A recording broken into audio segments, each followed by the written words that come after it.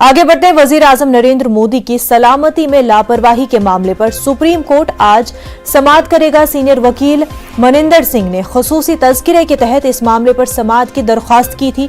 दरख्वास्त गुजार के मुताबिक इस तरह का वाकया दोबारा न हो, इसे यकीनी बनाने के लिए तफसीली जांच की जरूरत है। उन्होंने अदालत से जिम्मेदारों के खिलाफ कार्रवाई और पंजाब हुकूमत को इस ज़मन में मुनासिब रहनुमा खतूत जारी करने की दरख्वास्त भी की है। ख्याल रहे कि 5 जनवरी को वजीर आजम पंजाब में कई तरक्याती प्रोजेक्टों का संग बुनियाद रखने के लिए गए थे, लेकिन रास्ते में एहतजाज के सबब उनका काफिला मंजिल तक नहीं पहुंच सका और उन्हें वापस लौटना पड़ा। हमारे नुमाइंदे सुशील पांडे दिल्ली से हमारे साथ जुड़ चुके हैं। आज पूरे इस मामले को लेकर के सुशील, समाअत होने जा रही है। जी बिल्कुल मुनज़्ज़ा, आज इस पूरे मामले को लेकर सुप्रीम कोर्ट 10:30 बजे सुनवाई करेगा। Chief justice S B Ramana, justice Seema Kohli, justice Suryakant की बेंच इस पूरे मामले की सुनवाई करेगी। सबसे महत्वपूर्ण बात इस मामले में यह है कि लॉयर्स एंड वॉयस नाम के एक संगठन ने सुप्रीम कोर्ट में अर्जी दाखिल करके प्रधानमंत्री की सुरक्षा में हुए चूक को लेकर एक इंक्वायरी की मांग कर रही है और साफ तौर से उन्होंने अपनी याचिका में ये कहा है कि जिस तरह प्रधानमंत्री की सुरक्षा में चूक हुआ है, ऐसे में जिम्मेदार अधिकारियों के खिलाफ सख्त से सख्त कदम उठाया जाए। और सबसे महत्वपूर्ण बात जो याचिका में शामिल किया गया है, उसमें ये कहा गया है कि जिस तरह प्रधानमंत्री की सुरक्षा में चूक हुई है, इसमें अधिकारियों की जिम्मेदारी तय होनी चाहिए, जिसमें मुख्यमंत्री पंजाब का भी नाम शामिल किया गया है, डीजीपी का नाम शामिल किया गया है और साथ ही साथ स्टेट के जो मुख्य सचिव हैं उनका भी नाम शामिल किया गया है। इन तमाम लोगों के खिलाफ गंभीर कदम उठाने की मांग की गई है। साथ ही साथ सुप्रीम कोर्ट से कहा गया कि इस पूरे मामले में स्वतः संज्ञान सुप्रीम कोर्ट को लेना बेहद जरूरी है।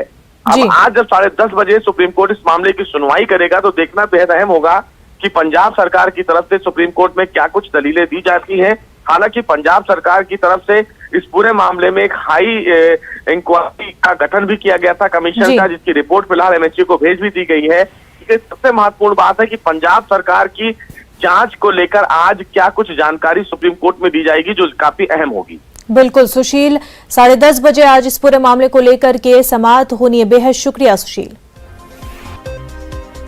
वहीं बीजेपी लीडर स्मृति ईरानी ने पीएम के सिक्योरिटी को लेकर पंजाब हुकूमत पर सवाल उठाया है। स्मृति ईरानी ने कहा कि पंजाब के सीएम कहते हैं पीएम को किसानों से मिलना चाहिए था।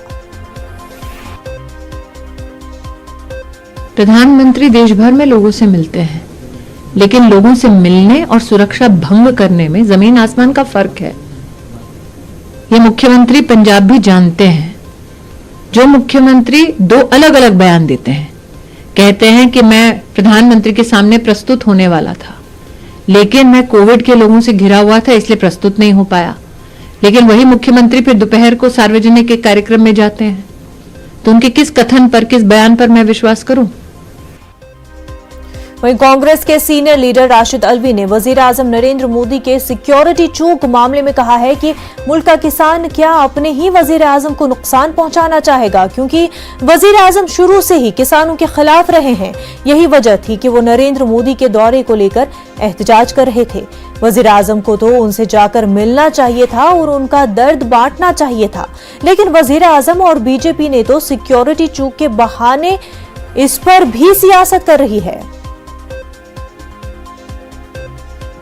देखिए, भारत सरकार जो कदम उठाना चाहे वो उठा सकती है, लेकिन प्रधानमंत्री की इतनी बड़ी चूक नहीं हुई है। प्रधानमंत्री को देश का कोई भी नागरिक नुकसान नहीं पहुंचाना चाहेगा। इस देश के अंदर लोकतंत्र है। अगर वो किसान जो प्रधानमंत्री से नाराज है, जिनके बारे में प्रधानमंत्री ने कहा क्या मेरी वजह से वो मर गए थे, अगर वो अचानक आ पहुंचता है, एजिटेशन करता है, नारे लगाता है, तो इसको ये नहीं माना जा सकता कि वो प्रधानमंत्री को नुकसान पहुंचाना चाहते थे। वो चीन के रहने वाले नहीं हैं, वो पाकिस्तान के रहने वाले नहीं हैं, वो भारतीय हैं। प्रधानमंत्री इस पर भी राजनीति कर रहे। प्रधानमंत्री क्यों डरे हुए हैं उन लोगों से? उतर के जाके उन्हें मिलना चाहिए था, पूछना चाहिए था, उनकी जय जयकार हो जाती।